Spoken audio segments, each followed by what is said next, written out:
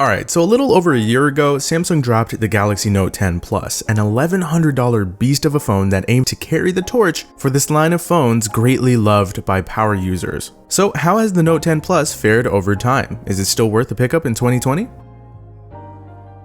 Looking back at Samsung's 2019 with their S10 lineup and of course the Note 10 Plus itself, these devices stand out to me as phones that Samsung didn't seem to try to do too much with. No giant camera modules, no insane space zoom, nothing crazy. And not trying to take anything away from this year's phones by Samsung, but looking at the Note 10 Plus specifically in comparison to 2020 smartphones, I think it's safe to say that it's actually aged well so far. Its design is sleek, it's very clean, it's simple, it's proven to be timeless, and of course, how could we forget this awesome looking color the phone came in? This was really something else, and it still is.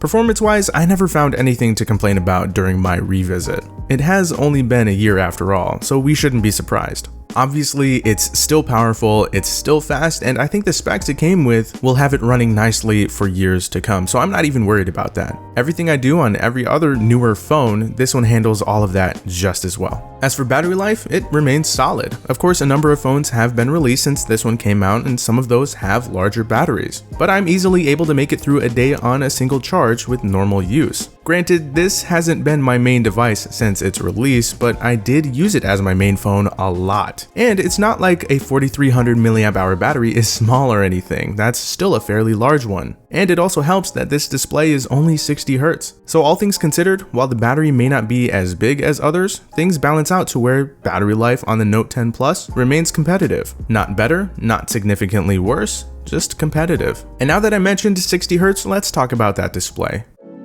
It is still absolutely gorgeous. In no way, shape, or form should any of us have thought that a single one of 2020's phone displays would make this one look outdated in terms of quality. This is classic Samsung we're talking about here. I mean, some of their panels from years ago still look fantastic today. So you'd expect nothing less here on a flagship that's just over a year old. I know it may not be as buttery smooth or as swift as some of these newer 120 Hz displays, but I do know that not everyone cares about higher refresh rates as much. And honestly, as spoiled as I am by these newer displays on phones like the S20, OnePlus 8 Pro, Note 20 Ultra, and as much as I wish this phone had at least 90 Hz, it didn't take me too long to adjust back to 60. It did, however, take me a little while to adjust back to the power button sitting on the left-hand side of the phone. We saw Samsung move that button right back over to the other side on the Note 20. From what I understand though, a lot of people actually like this button placement as it's easier to hit with either hand. So I totally get that, but it was awkward going back to.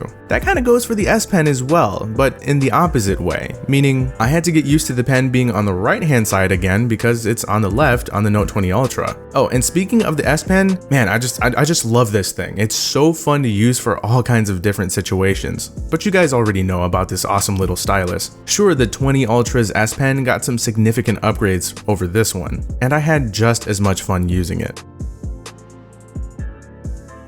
Now, something that stood out to me was the haptics this phone has. In my opinion, they're noticeably better than what the S20 Plus and Note 20 Ultra have, interestingly enough. The Note 10 Plus has some of the best haptics on any Android phone, and it was kind of weird coming back to this phone after using those other newer phones and literally feeling that upgrade in a sense. Other things like biometric security work just fine. Of course, the face unlock isn't the most secure thing, but it works and it's pretty quick. The fingerprint scanner is still the fingerprint scanner. It works more often than not. The speakers are pretty good. Nothing that'll blow you away, especially in comparison to newer devices. In fact, listening to them again left a little bit to be desired, mostly on the bass side of things. And I don't know, they sound just a tad tinny. I don't know, maybe I'm crazy. Either way, they're still real solid.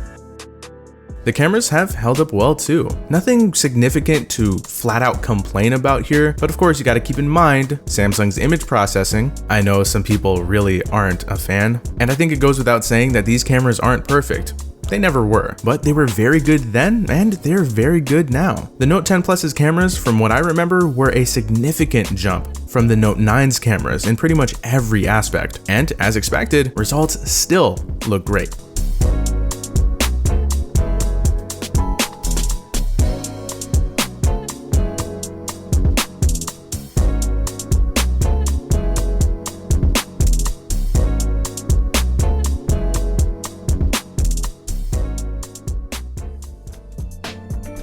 Okay, so I think we've established the fact that the Note 10 Plus is still a great phone. I mean, let's be real. Did you actually expect anything less?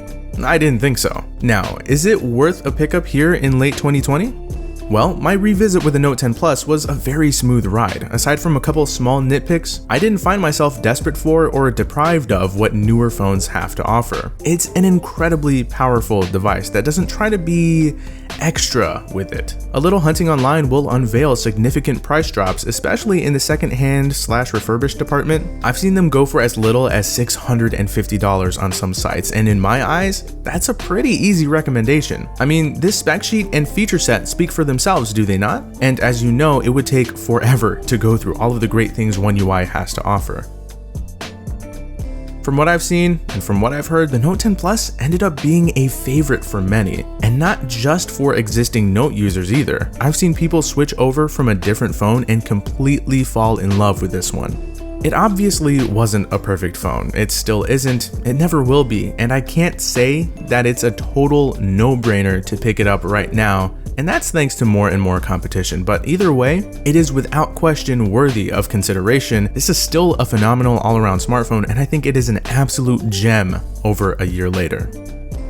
Sometimes the best smartphone pickup isn't one that just came out. So what do you guys think of the Note 10 Plus in 2020? Let us know by dropping your thoughts down below in the comments and we will talk about it. But that's gonna do it for this video. I hope you guys enjoyed it. If you did, feel free to hit that like button, subscribe to the Android Police channel if you're new, and don't forget to hit that little bell icon to get notified of new uploads. It's been Zach, I'll talk to you guys later, and thank you so much for watching.